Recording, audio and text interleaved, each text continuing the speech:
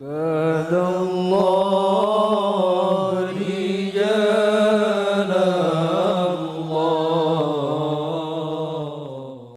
nggak ada nasa manso, maka orang selalu berpikir, pokoknya yang penting ikut Nabi. Nah itu bahayanya kalau Anda tidak tahu detail, jangan-jangan syariat yang kamu ikuti itu syariat yang sudah berstatus mansukhoh, telah dicabut.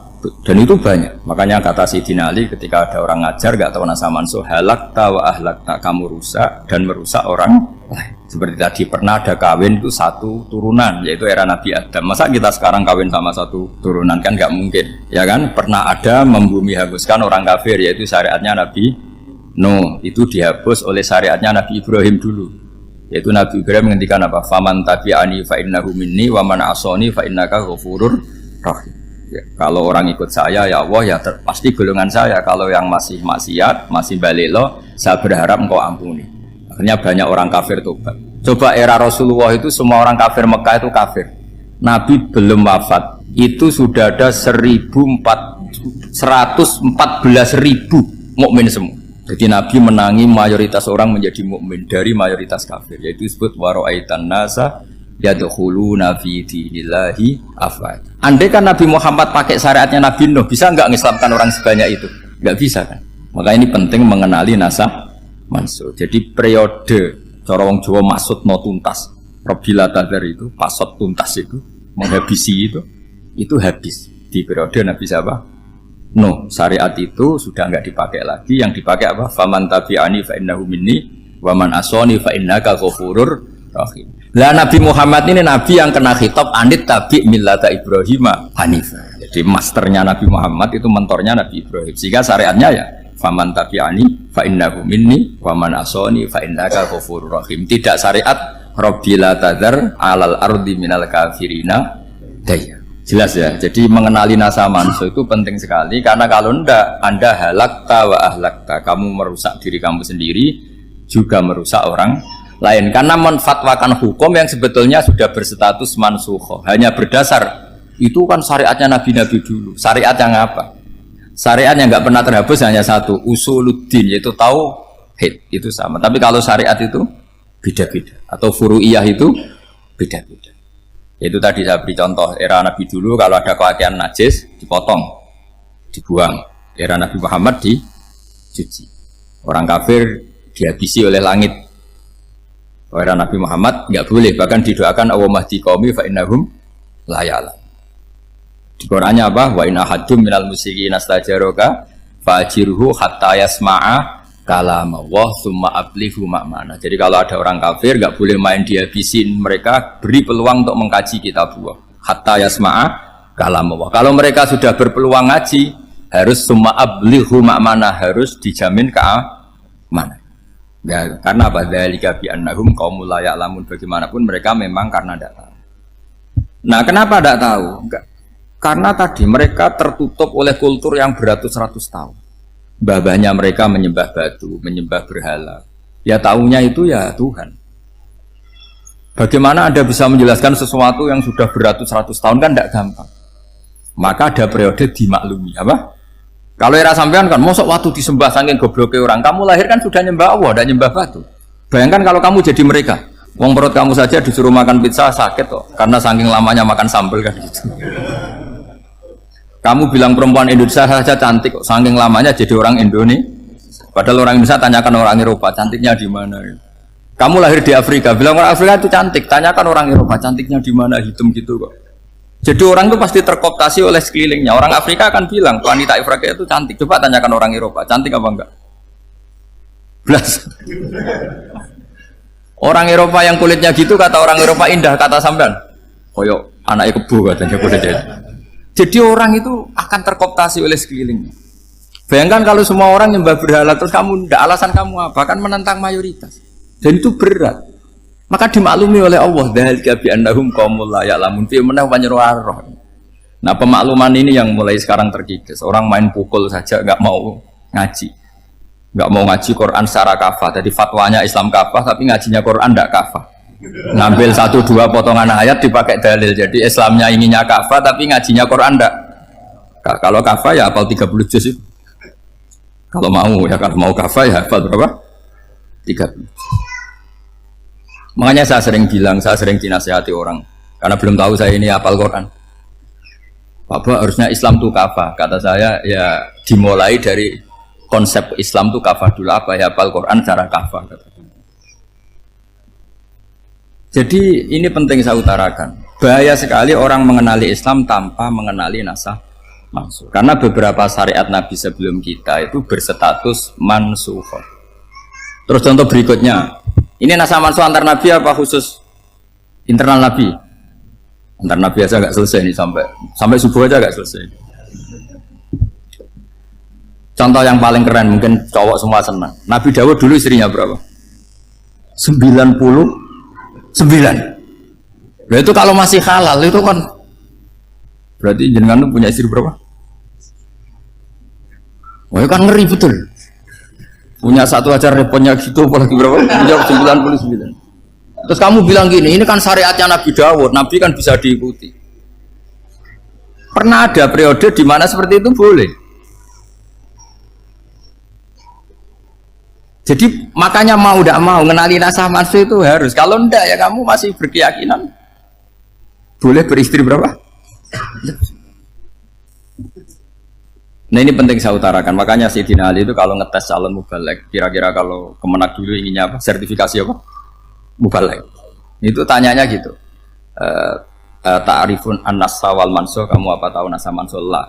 Jawabnya Sayyidina Ali, halak tahu ahlak tahu, kamu orang yang rusak. Karena tadi takutnya ada syariat yang sudah mansukh dipakai. Itu tadi misalnya kita ini tidak umatnya Nabi Nuh, tapi pakai syarat Robbila tadar alal ardi minal kafirina. Terus ketiga begini, misteri manusia itu.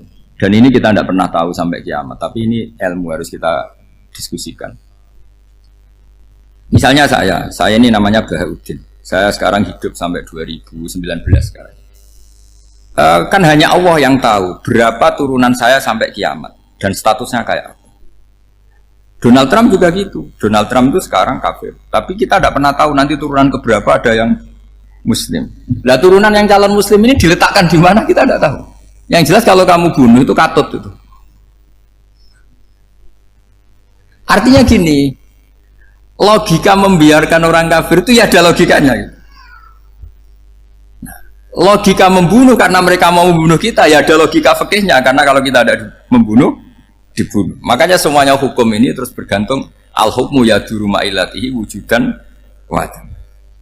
Di sini terus dipertemukan. Makanya semua nabi itu kalau yang namanya membunuh pasti pas perang saja, karena ini kondisi yang memang pilihannya hanya dua, kalau nggak dibunuh ya membunuh. Ada duel lah itu. Maka ini butuh kajian fikih dan orang nggak boleh subjektif dalam hal ini. Saya ulang lagi, tidak boleh subjektif karena tadi orang yang kamu katakan sekarang misalnya Zaid, kamu itu bodoh sekali. Kenapa bodoh? Nggak hafal Quran, nggak pernah kuliah, nggak pernah ngaji. Ternyata Zaid ini bersemayam calon anak yang alim alama hafal Quran, namanya Umar, tapi masih jadi sperma. Suatu saat Zaid itu punya anak alim alama, kan banyak orang tidak bisa baca Quran punya anak hafid, banyak nggak di Indonesia? Banyak nggak petani yang punya anak dekan? Petani punya anak dekan, yang dekan punya anak naik kelas saja susahnya bukan main. Banyak kan? Nah ketika dibalik nanti ada dekan punya anak goblok, yang petani punya anak dekan pinter mana? Kita tidak pernah tahu, makanya ini kan ya sudah, kalau nggak pernah tahu ya bilang saja wallahu alam, kan selesai, daripada keminter keliru kan ada wallahu alam. Makanya cerita favorit guru saya Kiai Haji Maimun Zubair itu punya apa namanya Kiai Zubair, itu cerita favoritnya itu ada santri namanya Soleh. Soleh itu alim alam. Orang Madura itu cara berpikir kan kalau kiai saja alim seperti itu apalagi bapaknya.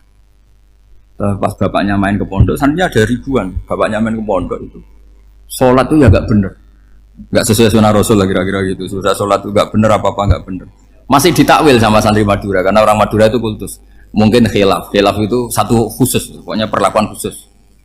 Suatu saat saking bodohnya orang itu kenceng tuh pikir musola.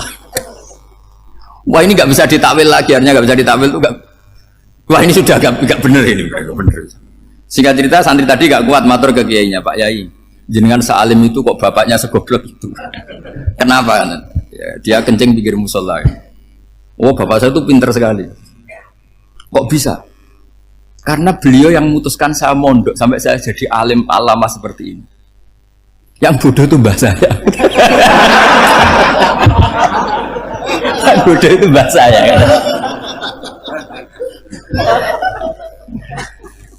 Artinya gini, sekarang misalnya Anda dekan, atau Anda rektor, atau Anda profesor, atau Anda kiai top mubalek kondang.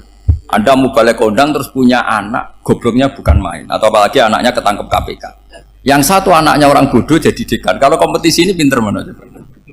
Ada ahli metodologi tapi anaknya itu terlibat narkoba. Yang ini petani utun, anaknya dekan. Kira-kira kalau dikompetisikan pinter mana? Anaknya pinter petani tadi gitu. Yang ketika petani kamu vonis bodoh gitu. Tapi siapa tahu kalau ini menyimpan calon. Paham ya? Kita tidak pernah tahu. Makanya Quran selalu ngajari dalam ilmu sosial itu wa in adri la'allahu fitnatul lakum wa mata'un ilah. Dalam ilmu sosial itu kita harus jawab tidak tahu. Karena mungkin. Makanya saya tadi pagi ngaji di direktorat saya bilang, saya pernah diprotes orang, Gus kamu udah jelas 01 atau 02. Ya saya jawab gitu. Manusia itu makhluk yang paling nggak jelas gitu. Sekarang soleh suatu saat bisa saja nggak soleh. Yang sedang nggak soleh suatu saat soleh. Sesuatu yang mungkin rubah kok kamu fanatik itu gimana? Nalarnya itu gimana? Coba kita tahu dulu Wahsy itu pembunuh Hamzah, akhirnya mati mukmin ya enggak? Padahal orang yang sangat dibenci Rasulullah karena membunuh Sayyid siapa? Hamzah. Sa'labah yang tukang itikaf di masjid akhirnya su'ul. Kita enggak pernah. Nah kalau enggak pernah tahu ya enggak usah terlalu fanatik biasa saja. Kayak jenengan seneng saya itu ya saya enggak tahu sampai kapan ya. Saya seneng sampean sampai kapan ya enggak tahu. Kayak suami istri. Pas nikah harmonis bulan madu sampai kapan bertanya. Yang jelas paling awet itu pasangan jelek itu pasti nggak awet. Makanya jadi guyonan. Pasangan itu jangan baik-baik gak awet. Kalau jelek itu awet. Ternyata maksudnya cantik sama ganteng. Itu suatu saat pasti jadi jelek. Yang jelek sama jelek pasti jelek terus. Makanya jadi guyonan. Kalau pasangan jelek itu awet katanya. Tapi kalau pasangan baik, ternyata baik wajahnya itu pasti gak awet. Suatu saat pasti jelek, tapi yang jelek awet karena mulai dulu ya jelek sampai itu awet jeleknya maksudnya bukan ya jelas ya. Jadi saya mohon sekali ini ilmu sampai ndak urusan ini bukan urusan cocok tidak cocok tapi ilmu harus kita dengar bahwa syariatnya para nabi itu yang sifatnya furu'iyah tidak usuliyah tidak tauhid itu potensi rubah sehingga mengkaji nasab manusia itu satu keharusan seorang ulama. Makanya setiap ada syariat nabi hal hadis syariah mu'abbada amla, mansukha amla. Karena potensi itu tinggi. Kita tahu dulu semua nabi sholat menghadap apa? Baitul Maqdis. Era Rasulullah dipindah ke Ka'bah. Tapi kalau kamu katakan total Baitul Maqdis ya tidak juga. Nabi Ibrahim mulai dulu madhabnya ke Ka'bah. Tapi kalau Nabi Musa ke Baitul Maqdis. Terus kamu bilang ini 01, 02 ya memang syariat jadi sesuatu yang furu'iyah. Nah, kenapa ini furu'iyah? Jawabannya sederhana. Ketika seseorang menghadap Ka'bah itu menghadap batu apa menghadap Allah? Allah. Ketika menghadap Baitul Maqdis hakikatnya menghadap Allah apa menghadap Baitul Maqdis? Allah. Maka menghadap Ka'bah itu sebenarnya masalah furu'iyah. Yang masalah usuliyah adalah inni wajjahtu wajhiya lilladzi fataras samawati wal ardh. Yang permanen adalah menghadap Allah Subhanahu wa taala. Cuma secara prosedur syariatnya secara zahir menghadap Ka'bah. Maka potensi rubah karena ternyata itu furu'iyah. Untuk kiblatnya itu furu'iyah. Yang permanen adalah menghadap ke Allah Subhanahu wa ta'ala. Ini pentingnya. Jadi terus sekarang masih antar nabi apa di internal nabi? Ini sudah mau selesai ini, sudah habis ini. Internal. Ini sudah selesai ini sudah pas itu. Mohon Pak Amir. Wah. Jam sudah sampai mana tadi? Teruskan apa enggak? Sudah ya, sudah kayaknya sudah. Biar kelihatan cerdas. Sekali pertemuan sudah pinter gitu. Berapa? Setengah jam sudah pinter gitu. Yang internal nabi apa antar nabi? Internal ya, sudah sekarang ke internal. Kalau internal lebih banyak lagi contohnya. Yang masyhur tentu masalah Baitul Maqdis. Dulu Rasulullah pernah sholat menghadap Baitul Maqdis 16 bulan. Berapa? 16 bulan, kila 17. Pokoknya khilafnya hanya 16 dan 17. Kalau ada bilang 10 bulan berarti gak pernah ngaji khilafnya. Karena khilafnya itu hanya 17 sama 16. Akhirnya sama Allah diminta disuruh menghadap ke Ka'bah. Saya ulang lagi, itu tetap masalah antar nabi sebetulnya. Begini, makom itu kalau dalam bahasa Arab bukan kuburan. Kalau di Indonesia kan makomnya Sunan Bonang itu kan kuburan. Kalau makom dalam bahasa Arab itu sesuatu yang pernah dipakai singgah, itu namanya apa? Makom. Lalu Rasulullah itu pertama di Medina itu madhep Baitul Maqdis itu 16 bulan. Orang Yahudi senangnya bukan main, sampai mereka bilang gini, Muhammad tuh gaya-gaya nantok punya agama baru, tapi kiblatnya ikut kita. Baguslah anak itu, katanya. Masih tahu diri katanya. Bagus katanya itu masih tahu diri. Jadi senangnya bukan main orang Yahudi, karena kiblatnya Muhammad sama dengan mereka. Ya tentu mereka jangkar Muhammad, bukan Sayyidina Muhammad atau Rasul Muhammad, karena mereka masih gak iman. Nabi itu ya agak tersiksa, karena beliau secara gen turunan Nabi Ibrahim dan kiblatnya Ibrahim itu Ka'bah. Agak tersiksa tapi sami'na wa ata'na tetap madhab ke Baitul Maqdis berapa? 16 bulan. Suatu saat Nabi Muhammad itu disuruh madhab Ka'bah. Ini dengerin. Akhirnya madhab ke Ka'bah. Apa yang terjadi? Orang Yahudi komentar gini, Muhammad itu gimana? Dia di perantauan rindu sama keluarganya, terus rindunya itu diaplikasikan jadi perilaku agama. Jadi dia madhab Ka'bah dianggap kangen. Kayak saya kan orang Rembang. Rembang itu apanya Jogja? Timurnya apa?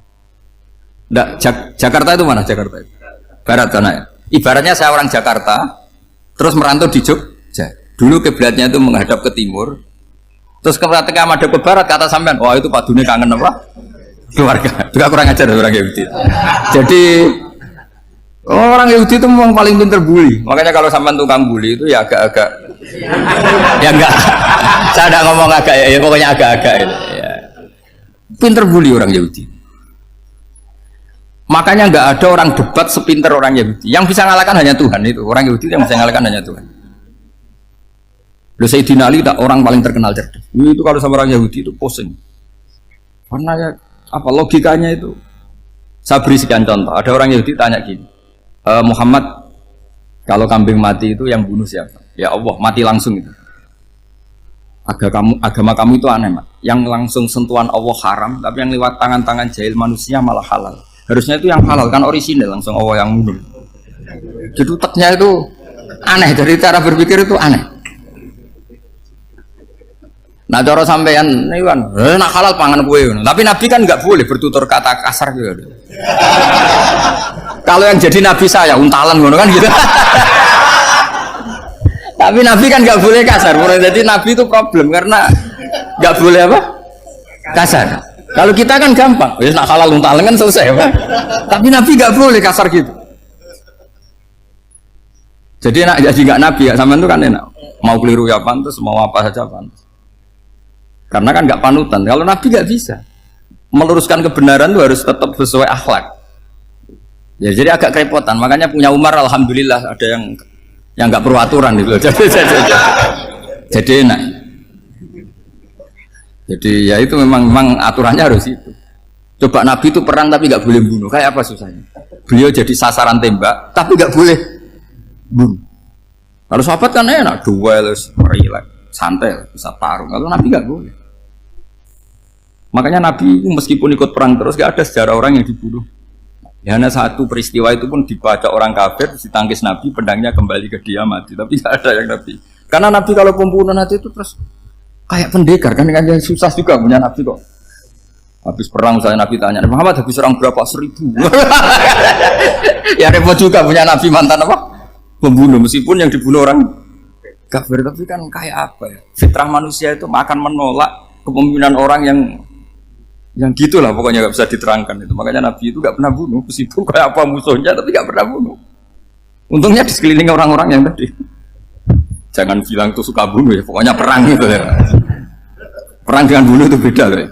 Kalau perang itu fair apa? Fair. Sampai mana tadi? Nabi Ibrahim ya tadi. Makom tadi saya ulang lagi. Nabi Muhammad menghadap ke Baitul Maqdis itu hanya Allah nuruti. Ini loh Nabi betul. Tahu betul bahwa di antara syariat adalah Baitul Maqdis. Karena semua Nabi pernah berkiblat Baitul Maqdis. Tapi Nabi ketika menghadap ke Ka'bah, Nabi juga dibilangin sama Allah. Ini loh syariat yang benar, karena Ka'bah juga kiblat sing a'taku, lebih tua ketimbang Baitul Maqdis. Maka disebut Ka'bah Atiqah. Ilal Baitil Atiq. Kalau Quran bahasakan Ka'bah apa? Wal yatawafu bil baitil atik. Atik itu tua sekali. Ya sudah. Ketika berstatus tua itu orang Yahudi seneng. Mergo roh kelirune Muhammad. Mereka nantang, Muhammad ayo debat terbuka. Nabi rawuh. Bagaimana Anda bilang Ka'bah itu kiblat tertua? Wong Ka'bah itu pertama yang menghadap sana itu ya kamu. Semua Nabi menghadapnya ke Baitul Maqdis. Terus Nabi Muhammad mulai berargumentasi ilmiah tadi. Enggak, Ka'bah itu kiblatnya Ibrahim. Jadi Ibrahim dulu itu yang mulai dulu kiblatnya itu di Ka'bah. Terus orang itu tanya buktinya apa? Terus dijawab fihi ayatum bayinatum maqam Ibrahim. Ternyata di situ ada jejak kakinya Nabi Ibrahim, yaitu batu yang diinjak beliau ketika bangun Ka'bah. Itu argumentasi ilmiah. Lah barang orang Yahudi kehilangan ilmu, itu gobloknya orang Yahudi. Makanya yang bisa mengalahkan Yahudi hanya Allah Subhanahu wa taala. Wong Ibrahim saja golongan kita, pengikut kita. Ibrahim itu pengikut Yahudi. Wah itu Nabi mulai senyum-senyum, mulai tertawa-tawa. Wah itu goblok, orang terdidik. Karena itu ibaratnya kayak kamu bilang Soekarno itu pengagum Puan Maharani. Kira-kira seperti itu. Soekarno itu pengikut Puan.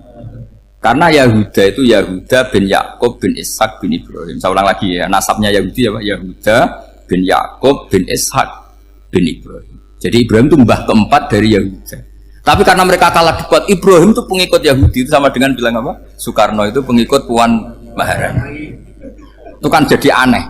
Atau Gus Dur pengikut Mbak Yeni, atau Basim Masari pengikut Mbak Yeni, itu kan aneh. Wah, akhirnya sama Allah diingatkan. Makanya ada ayat ha antum haula hajatum fi malakum bi ilm falimatu hajuna fi ma laysa lakum bi ilm. Perjanjian debat ini semuanya harus ilmiah. Tapi kenapa perdebatan Anda malah ndak ilmiah? Karena orang Yahudi iftadohu, malu semua. Wah, semuanya Muhammad. Itu satu-satunya kekalahan orang Yahudi. Tapi ayat-ayat seperti ini itu enggak populer. Ayat ha antum haula'i hajastum fi malakum bi ilm falimatu hajuna fi ma laysa lakum bi. Jadi Islam, betapa hebatnya Islam. Kalau debat harus ilmiah. Dan Kanjeng Nabi menantang, ini perjanjian kita debat ini ilmiah. Kenapa sekarang jadi tidak ilmiah? Yaitu kamu mengatakan Ibrahim itu pengikut Yahudi, padahal Ibrahim dengan Yahudi itu dulu Ibrahim. Kan Yesus mat kalah, mat. Tapi tetap ra Islam. Tapi nah, makanya terus Ka'bah dibuktikan ketuaannya lewat apa? Fihi ayatum bayinatum maqamu Ibrahim. Itu bukan makom kuburan. Karena makamnya Nabi Ibrahim tetap Hebron, temudi Palestina. Kira-kira itu Palestina. Jare Israel yo ning Israel, mbol menang di. Jare ning Israel yo ning Israel, jare Palestina ning. Saya pernah ziarah ke sana di Hebron.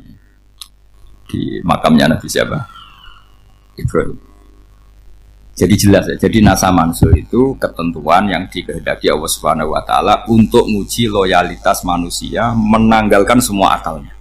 Makanya saya mohon sekali siapapun yang ngaji saya dimanapun, sekali-kali manusia itu harus menanggalkan akalnya. Sekali Anda pakai akal, maka Anda akan ingkar dengan nasa mansuh. Nasa mansuh itu hukum yang direvisi, yang dibatalkan. Makanya orang Yahudi, lagi-lagi pinternya orang Yahudi, merovokasi orang-orang yang Islamnya belum kuat, diprovokasi gini. Unzuru ila Muhammadin tahayyara fi din yukhillu yauman wa yuharrimu ukhra. Lihat itu Muhammad, dia kebingungan cara beragama. Kadang bilang A, besok bilang B. Jadi nasa mansub dianggap satu bentuk kebingungan. Gak kurang ajar tapi. Wah, akhirnya sebagian orang yang murtad. Makanya nasa mansub itu satu peristiwa yang menjadikan banyak orang murtad. Karena diprovokasi orang Yahudi bahwa itu bentuk kebingungan Muhammad. Akhirnya terus saya qulu sufa minan nasi ma wallahum al-qiblati mulati kanu aliyah. Kelirunya orang Yahudi adalah ternyata nasa mansuh yang dipilih Rasulullah itu semuanya ada di Taurat dan Injil. Termasuk di Taurat dan Injil disifati dan Nabi yusolli ilal qiblatin, bahwa Nabi ini akan bersolat dengan dua kiblat. Makanya tetap ditantang. Qul fa'tu bit Taurati fatluha in kuntum shadiqin. Kalau kamu tidak percaya bahwa saya ini orisinil, ayo bareng-bareng mengkaji Taurat. Tapi mereka tidak siap mengkaji Taurat. Karena Taurat semuanya mendukung Rasulullah Muhammad SAW. Fatluha in kuntum shadiqin. Makanya ini penting sekali ngaji. Jadi perdebatan itu macam-macam. Dan itu pinternya orang Yahudi. Unzuru ila Muhammadin tahayyara fi dini yukhillu yauman wa yuharrimu ukhra. Ini penting sekali. Makanya nasa mansuh itu uji loyalitas. Itu Imam Malik kalau mencontohkan ke Imam Syafi'i. Saya berisikan contoh fikih. Ini saya melanggar waktu ini. Ini sudah saya yang tidak mengesahkan diri saya. Ya misalnya ini ya, ini kertas saya bawa ya, ini kertas saya bawa. Terus ini tak kasih uang misalnya, uang 100.000. Atau kalau contoh Imam Syafi'i dulu dididik Imam Malik begini. Ya Syafi'i, kalau kamu punya 2 budak, 2 pembantu, kalau dulu kan masih ada budak, 2 pembantu lah kira-kira. Seneng mana, yang cerdas sama yang goblok? Seneng yang cerdas. Kalau yang nurut sama yang bantahan, seneng yang nurut. Lah yang nurut itu yang goblok. Makanya tinggal dibalik saja. Kamu tak beda ya. Seneng mana punya istri yang cerdas apa yang goblok? Coba jawab. Atau ibu-ibu mbak-mbak ini, seneng mana punya suami yang cerdas atau yang goblok? Kalau cerdas gak bisa diakali. Tapi goblok nurut tapi ya kadang di sini kan di sini. Nah, itu kan antar manusia. Masalahnya kita menghadapi Allah Subhanahu wa taala yang semua kita pasti bodoh. Kita menghadapi Allah Subhanahu wa taala yang semuanya kita pasti bodoh. Allah jelas ngendikan wa kanal insanu dzaluman jahula. Manusia itu banyak dolimnya. Dolim itu sifat mubalaghah. Kalau orang dolim sekali dolim, kalau sering zalum, kalau jahil biasa jahil, kalau banget jahili jahul. Bahasa Arab kan gitu memang. Ghafir, pengampun biasa. Kalau ghafur selalu mengampuni. Syakir, makanya sifatnya Allah Ta'ala ikut wazan fa'ul semua. Ghafur, syakur. Atau diikutkan wazan fa'al. Kalau goblok biasa jahil, goblok banget jahal kan itu. Kafir biasa kafir, kalau kafir banget kafar. Ya, jadi wazan balagha itu bisa fa'al, bisa fa'ul ya. Kafirin, kafar atau kafur. Paham ya? Malah ngaji nahwu. Ya, tapi ini memang perangkatnya ya. Ini kan perang mau tidak mau. Makanya misalnya Allah tidak suka kulla kafarin banget kafir ya, Pak. Paham ya? Kulla khawanin banget khianate. Kalau khain khianat biasa, kalau khawan sering khianat. Nah, manusia itu kata Allah apa? Zaluman. Wes banget dolime banget. Itu kalau yang ngarang hikam mencontohkan tuh gini. Manusia itu pas bener saja salah, apalagi pas salah. Jadi manusia itu kata Imam yang ngarang hikam itu man itu kanat mahasinhu masawiyah fakih fala takunu masawihi masawiyah. Ketika baik saja buruk, apalagi ketika buruk. Coba kalau ada orang dermawan sama teman-temannya, tanyakan istrinya. Duit dihambur-hambur, disikno konco ngalahno bojo. Mesti itu. Teman yang sering silaturahim ke teman-temannya, kata temannya baik, senang silaturahim, tanyakan istrinya. Oh, meninggali wong. Jadi manusia pas baik saja ada buruknya. Apalagi pas buruk. Makanya dulu bapak saya ngajarin saya istiqomah ya apik ya. Tapi kadang-kadang nak keterusan ora istiqomah ngangkangi orang dia tidak punya kesempatan. Misalnya ada imam masjid ngimami terus sampai tua sampai mau mati. Itu istiqomah apa tidak memberi peluang yang lain? Tidak jawab aja. Jadi itu manusia. Jadi pas baik saja buruk, apalagi pas buruk. Kayak saya gini di sini ngajar baik, tapi saya ada sopannya harus di atas. Padahal banyak orang sepuh, ada Pak On, ada beberapa yang kan terpaksa nggak sopan. Tapi aman yang nyuruh, berarti aman yang dosa. Kemarin saya minta di bawah supaya ganjaran saya utuh ini gara-gara begini ganjaran saya ini agak terkredit apa terdebat itu karena itu. Saya teruskan. Jadi manusia itu punya sisi itu karena manusia itu dzalum dan apa jahil. Wa kanal insanu dzaluman. Problemnya ini ngadepi Allah yang selalu pinter, yang kita selalu bohong. Misalnya gini, kamu ditanya Allah. Ini contohnya Imam Malik. Ikla hadi sokhroh fa inna tahtaha dhahaban. Coba bongkahan batu itu kamu angkat, di bawahnya ada emas. Lalu budak yang pinter berlogika, oh disuruh buka itu karena ada emas toh. Berlogika. Kalau budak yang goblok enggak, ya disuruh ya diangkat saja. Ada emas apa enggak karena perintah ya diangkat. Yang satu nurut karena perintah, yang satu nurut karena ada emas, ada sesuatu. Logikanya suatu saat Tuhan tuh hanya bilang gini tok, ikla hadis sokhroh, batu itu angkat. Yang nurut yang goblok permanen tadi kan langsung ngangkat. Yang pinter, ini ada apa lagi Gusti kok harus diangkat? Ya gak ada apa-apa, nyuruh saja kata Allah gitu. Wah tidak bisa, sesuatu harus ada alasannya. Itu kira-kira mangkel loh agak. Oh mangkel. Nah, Logikanya manusia seperti itu. Makanya dua murid pinter, di rakyat pinter, presiden ya susah mesti demo. Goblok ya susah di sini uang. Ini kan nggak ada pilihan. Memang manusia itu nggak ada pilihan. Nah sekarang masalahnya gini di fikih ini, saya kembali lagi ke fikih. Pertanyaannya secara fikih begini. Misalnya iddah. Iddah itu seorang perempuan ditinggal mati suaminya atau ditinggal atau cerai. Itu kan ada namanya apa? Iddah. Iddah itu memastikan apa tujuannya? Memastikan rahim itu steril dari mani atau sperma zaut awal. Supaya nanti kalau dinikah orang lain tidak terjadi ikhtilatul nasab. Oke, berarti iddah kita beri argumentasi secara ilmiah li baro'atir rohmi. Jadi misalnya Zaid menceraikan istrinya Sri dalam keadaan masih bisa haid. Iddahnya 3 kali masa suci. Wal mutallaqatu yatarabbasna bi anfusina salasata quru. Lalu karena secara teori medis kalau haid berarti bukti tidak hamil. Apalagi kalau haidnya terulang-ulang sampai 3 kali pasti tidak hamil. Jika kalau nanti dinikahi orang lain, pasti kalau ada anak, ya anaknya zaud sani atau zaud kedua. Berarti alasan iddah li baro'atir rohmi. Oke, kita sok pinter, sok bijak. Pertanyaannya adalah, sekarang sudah baru 1 bulan, suaminya di Malaysia, nggak pernah ngumpuli. Dicek di medis juga berbukti tidak hamil. Apakah boleh tanpa iddah? Semua ulama mengatakan tidak boleh. Tapi ini kan rahimnya jelas bersih. Ya karena iddah itu nuruti perintah pangeran, pokoknya tetap iddah 3 kali masa suci, 3 kali masa suci atau masa haid, itu ada perdebatan ulama. Tapi kan ini terbukti bersih Gus. Meskipun terbukti bersih, kata Allah harus iddah 3 bulan atau berapa? Kira-kira 3 bulan 4 bulan ya tetap harus iddah. Pemilih mana? Sok pinter, Gusti. Berhubung ini, pangeran buat terang gitu. Berhubung. Jadi Tuhan apa bawa berhubung Gusti ini jelas steril dari sperma zaut awal. Nggak usah iddah Gusti. Sama aja kamu disuruh majikan kamu ikhla hadis sakhra, berhubung nggak ada apa-apa, nggak usah ya.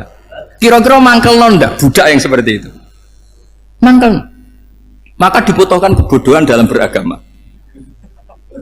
Betul itu memang. Makanya Nabi itu unik, pernah bilang itu gini, aksaru ahli jannah al-buhu, aki-aki penduduk swarga itu al-buhu, wong goblok-goblok. Maksudnya goblok yang jadi sini, bukan goblok betulan maksudnya. Maksudnya goblok jadi sini itu ya tetap pinter, tapi pinternya dibuang. Pura-pura goblok demi samina. Jadi saya misalnya kok pinter dan goblok tadi sekaligus. Pinter dan goblok. Ya bah ikhla hadis sakhra fa inna tahta hadaban. Tak angkat karena saya tahu di bawah ada emas. Tapi di hati saya sajane ya mergo perintah. Suatu saat kalau disuruh Allah ikhla hadis sakhra, perintah ya tak angkat ya sudah. Jadi ya pinter ya goblok. Saya tahu namanya perintahnya Allah pasti ada hikmahnya. Hikmahnya iddah adalah li baro'atir rohmi. Tapi hikmahnya jadi kawula adalah nurut perintah Allah, cek tahu alasannya maupun tidak. Lah di sini ada illatul hukmi untuk membangun kecerdasan, tapi ada loyalitas untuk membangun ubudi. Ya, bahwa kita ini kawula roh tetap loyal. Makanya tadi pagi saya cerita Sayyidina Umar. Sayyidina Umar kayak apa cerdasnya? Tapi tetap ubudi ya. Yaitu Rasulullah SAW sering dibully orang kafir. Muhammad tuh gaya-gaya nantok. Wong ra oleh nyembah berhala, ra oleh nyembah watu, jebule ini nyembah Hajar Aswad. Karena dilihat dari jauh kan tetap nyium Hajar Aswad. Coba kalau kamu lihat dari jauh, kamu sujud dari jauh kan kayak sujud sama batu. Makanya Sayyidina Umar karena orang kafir masih cara berpikir gitu, tiap nyium Hajar Aswad itu komentar gedumel. Alim tu annaka hajarun la tadurru wa la tanfa. Walau la anni ra'aitu Rasulullah qabbalaka ma qabbaltuka. Aku roh nak watu, ya raman doroti raman fati. Kalau saja saya tidak melihat Nabi nyium kamu, saya tidak sudi nyium kamu. Jadi tidak berdoa, doa mustajab itu tidak berutuh.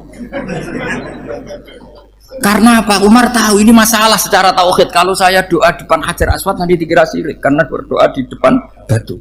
Tapi kalau saya tidak nyium, nyulayani sunnah Rasul, yaitu nyium Hajar, wis tengah-tengah nyium sambil gerutu, itu sudah kompromi. Ya nyium tapi gerutu. Kayak apa? Makanya ya cerdas tapi ya goblok tadi ya cerdas. Itu uniknya Rasulullah. Jadi memuji orang pintar ya sudah langit. Tapi Nabi pernah dalam satu hadis mengatakan aksaru ahlil jannah al-bulbu. Aki-aki penduduk swarga itu orang bodoh. Artinya orang bodoh itu bukan bodoh betulan. Kan? Dia meninggalkan akalnya demi loyalitas ubudiyah. Untuk menutup itu bukti begini. Perang Badar itu perang yang nggak mungkin dimenangkan umat Islam karena orang kafir itu 1000 dengan pasukan full dengan peralatan perang full. Rasulullah itu tahun kedua Hijriah itu pasukannya hanya 313. Itu pun pedang itu untuk orang 5 itu hanya ada pedang 1. Jadi kalau mau dibaca orang, sih Kang nilai pedangnya aku. Itu kan nggak kebayang perang dalam keadaan seperti itu. Jadi mesti kalah, orang kok mungkin kalah, mesti. Tapi Nabi tetap bilang, saya ini disuruh Allah perang, ya harus berangkat.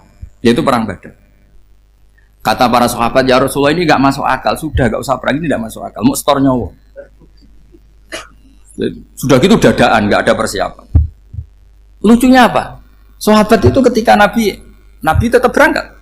La akhrujanna walau waqti. Nabi menginginkan saya tetap berangkat meskipun sendi. Setelah Nabi berangkat sekian meter, tuh sahabat ikut semua. Kata Nabi, lah kamu kok ikut? Ya ikut saja. Kata kamu mesti kalah. Ya anggap saja setor nyawa. Demi loyalitas pada jenengan. Itu makanya nggak ada periode sebaik periode sahabat. Tapi yang gerutunya jalan. Karena gerutu ini bawaan ilmiah. Makanya kita loyal sama presiden. Tapi yang nggak cocok ya gerutunya jalan. Tapi bawaan mencintai Indonesia tetap jaga stabilitas. Itu bawaan cinta Indonesia, bukan cinta pejabatnya kadang. Gerutunya jalan. Tapi bawaan loyal sama Indonesia tetap mengaku. Bawaan loyal sama Rasulullah tetap ikut perang. Bawaan akal karena nggak masuk akal ya gerutu. Dan itu uniknya Quran itu mengapresiasi itu dan dianggap nggak masalah. Saya bacakan ayatnya. Kama akhrajaka rabbuka min baitika bil haqq wa inna fariqam minal mu'minina lakarihun yujadilunaka fil haqqi ba'dama tabayyana ka'annama yusaquna ilal mauti wa hum yanzurun. Peristiwa Badar ada peristiwa kamu itu keluar untuk perang. Sahabat kamu ngikuti, tapi mereka lakarihun, enggak senang sebetulnya. Karena enggak masuk akal. Ya geremeng tapi ya derek. Yujadilunaka fil haqq, mereka mendebat kamu dalam kebenaran. Jadi ya Rasulullah wong perang kawan kalau jenengan lakoni alasane nopo? Lah kok melok? Ya saya harus ikut jenengan Nabi. Itu unik. Kalau orang sekarang mana mau, kalau nggak masuk akal nggak mau melakukan. Coba misalnya istri kamu belajarnya dikurangi, anggap saja petualangan latihan hidup di masa lalu, nggak mau. Padahal petualangan itu hal yang indah. Petualangan itu kan hal yang indah, kan nggak mau. Oh ngirit tuh alasan. Tapi lucunya kalau dijak camping bermiskin-miskin di hutan mau. Karena PDW, tapi tak suami yang ngongkon. Ayolah seminggu ini kita model miskin, anggap aja petualangan masa lalu. Enggak mah. Karena pinter, apa? Coba kalau bodoh. Ya ngono ya apa-apa Mas. Tapi resikonya nak bodoh, pas kamu sakit ya dibiarin. Karena dia melihat sakit kan biasa, namanya manusia. Jadi makanya ini pilihannya susah, hidup itu masih susah makanya ini. Jadi uniknya Quran gitu, Quran itu membolehkan psikologi manusia. Makanya Allah ngendikan kutiba alaikumul qital wa huwa kurhul lakum. Ya saya tahu kamu tidak suka perang. Allah yang ngakui wa huwa kurhul, enggak apa-apa. Tapi ketidaksenangan kita harus dilawan demi mengikuti Allah dan misalnya perempuan Allah juga gitu, wa ashiruhunna bil ma'ruf. Gauli istri kamu muamalah secara baik. Kata Allah fa in karihtumuhunna fa asa an takrahu syai'a wa ja'alallahu fi khairan kasih. Mungkin ada watak yang kamu tidak suka, tapi di situ ada kebaikan. Allah ngaku yang namanya suami mesti ada watak yang nggak suka dari istrinya. Juga sebaliknya lebih banyak lagi yang suami istri kamu nggak suka watak kamu, juga nggak suka hidung kamu, wajah kamu banyak lah nggak disuka. Tapi demi kestabilan negara suami istri ini, mereka loyal. Justru itu bagus. Maka jagalah ilmu, juga jagalah loyalitas. Itu yang perlu saya utarakan. Jadi makanya agama ini dibangun dua. Satu kecerdasan hikmah, yaitu ya al-hukmu ya duru ma'ilati wujudan wa adaman. Tapi juga ada ubudiyah, bahwa agama ini milik Allah. Maka sami'na wa ta'na. Karena begini logikanya, saya ulang lagi masalah batu. Ikla hadis sokhro fa inna tahta adaba. Terus saya angkat, pembantu saya ngangkat. Dia saya gaji atas nama apa? Nurut kan? Atas nama menemukan emas apa atas nama nurut? Nurut, karena emas itu juga penemuan saya, milik saya. Ngangkat batu yang nggak ada emasnya juga atas nama nurut. Jadi rapot yang saya berikan ke pembantu saya itu tentang nurut dan tidak nurut. Saya kan tidak peduli dengan cerdas dan tidak cerdas. Itu kan tidak sesuatu yang menguntungkan saya. Nah Allah juga gitu. Kecerdasan kamu, pinter kamu itu tidak menguntungkan Allah Subhanahu wa Ta'ala. Karena Allah itu tidak butuh pinter kamu, cerdas kamu. Allah hanya butuh mental ubudiyah kamu. Makanya Allah mensifati nabinya hanya subhanalladzi asra bi abdihi, karena status tertinggi manusia adalah sifat kehambaan. Makanya ya Tuhan nafsul Ma inna irji'i ila rabbiki radiyatan mardiyah fadkhuli fi ibadi. Berstatuslah sebagai hamba baru wadkhuli jannah. Nah kalau kamu berstatus hamba ya harus baik, gak usah kalian bantah. Coba kalau kamu rasional, ya Allah kenapa bikin surga nanti-nanti? Engkau kan bikin sekarang, ngapain repot-repot nanti? Jadi kacau semua agama. Makanya yang perlu didahulukan adalah status ya Tuhan nafsul mutmainnah irji'i ila rabbiki radiyatan mardiyah fadkhuli fi ibadi. Masuklah berstatus sebagai hamba saya. Khasnya hamba tadi ya cerdas karena semua yang diperintahkan Allah pasti ada hikmahnya. Tapi kecerdasan ini kadang kita tinggalkan demi loyalitas ubudiyah. Assalamualaikum warahmatullahi wabarakatuh.